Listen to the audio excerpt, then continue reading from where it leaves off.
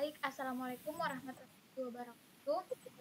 Saya Firta Yunasi, perwakilan dari kelompok 4, dengan materi nanoklorofilis ST. Sebelumnya, sebelum saya menjelaskan tentang nanoklorofilis ST, saya akan memperkenalkan teman-teman saya terlebih dahulu. Yang pertama ada Selmawati dan yang kedua Fian Nurdin. Baiklah, untuk mengefisienkan waktu, saya akan membacakan materi tentang nanoklorofilis.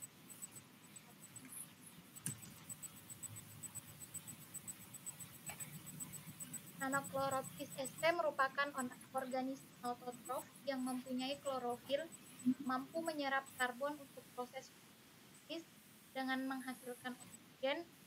Nanoklorofilis ST merupakan salah satu pakan alami atau live food untuk larva ikan atau udang, dan juga berperan sebagai pakan spesies plankton, rotifer, dan artemia.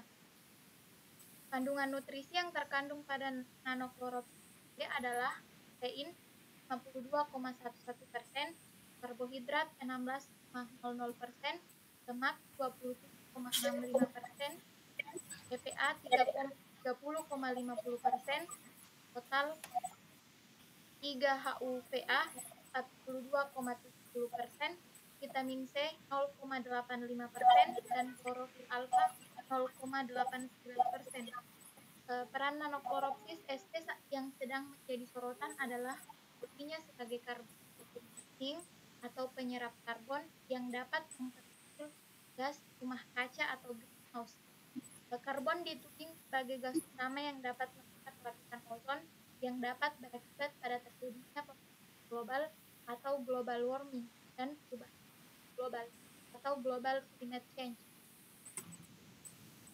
Selanjutnya, klasifikasi sel nanoklorofilis ST. Nanoklorofilis kindomnya Promista, superdivisi Eukaryotes, divisi Chroniophyta, kelas Eustigmatopicae, ordo Stigmatales, famili Monodontidae, genus Nanoklorofilis, spesies Nanoklorofilis ST. Baiklah, penjelasan materi selanjutnya akan dibawakan oleh Selmawati. Selanjutnya yaitu pertumbuhan nanoklorofilis sp. Nanoklorofilis sp ini dapat tumbuh dengan baik pada salinitas 25-35 ppt dengan kisaran suhu optimal yaitu 25-30 derajat Celcius. Kemudian adapun tingkat keasaman yang baik untuk pertumbuhan nanoklorofilis sp ini yaitu pada pH 8-9,5 dengan intensitas cahaya yaitu 10.010.000 lux.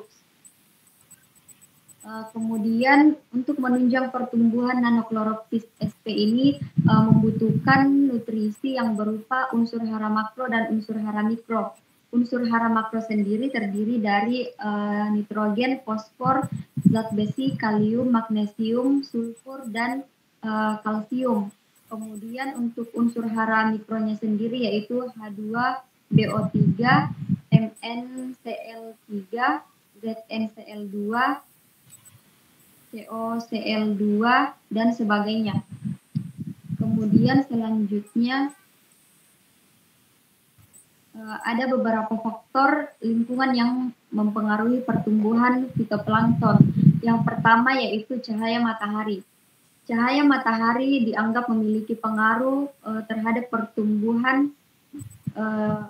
nanoklorofilis karena di mana cahaya matahari ini menunjang proses fotosintesis untuk mengubah senyawa anorganik menjadi senyawa-senyawa organik. Kemudian untuk suhu sendiri, seperti yang kita ketahui bahwa nanoklorofilis merupakan salah satu organisme yang membutuhkan suhu, di mana suhu ini erat kaitannya dengan cahaya matahari, yang cahaya matahari dibutuhkan dalam proses fotosintesis untuk pertumbuhan fitoplankton.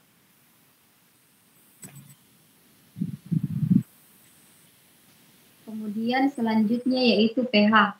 pH termasuk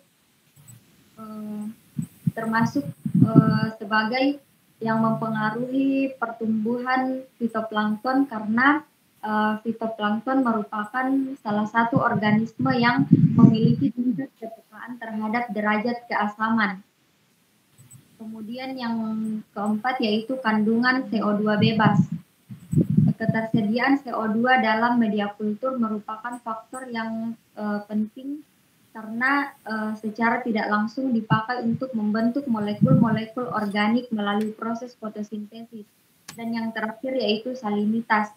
Seperti yang kita ketahui bahwa fitoplankton merupakan organisme yang hidup di dalam air. Nah, salinitas di dalam air ini berfungsi untuk membentuk batasan bagi pertumbuhan dan perkembangan fitoplankton. Selanjutnya materi akan dilanjutkan oleh pemateri berikut.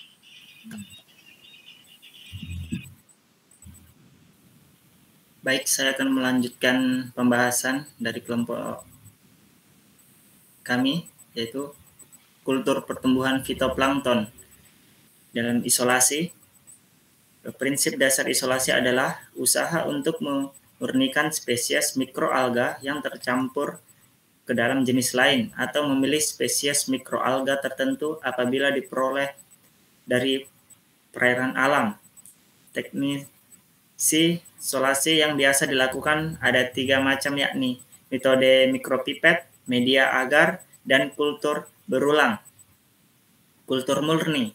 Kultur murni merupakan rangkaian kegiatan pengadaan fitoplankton dalam ruangan terkendali, biasanya di laboratorium, sehingga didapatkan monospesies fitoplankton dalam jumlah cukup sebagai stok pengembang di kultur skala massal. Manfaat nanochloropsis sp. Penyerapan karbon dioksida. Fitoplankton dapat dimanfaatkan secara optimal untuk mengurangi emisi karbon dioksida, karena meskipun jumlah biomasa fitoplankton hanya 0,05%, biomasa tumbuhan darat, namun jumlah yang digunakan dalam proses fotosintesis sama dengan jumlah C yang difiksasi oleh tumbuhan darat, 5-100 pgc. Bahan bakar nabati.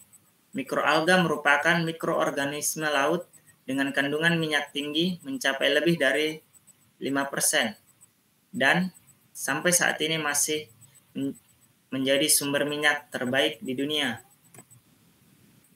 Ini bagian nanochloropsis sp. Di sini bisa kita lihat ini gelombang lamela, dinding sel, nukleus, dinding nukleus, membran prima, penghubung antar kloroplas, pembungkus kloroplas, mitochondria, dan pembungkus kloroplas. Saya kembalikan kepada saudara Firta. Baiklah, itulah tadi presentasi kami mengenai kultur nanochloropsis sp.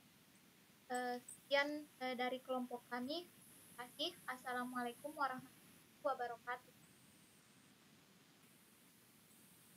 Waalaikumsalam warahmatullahi wabarakatuh.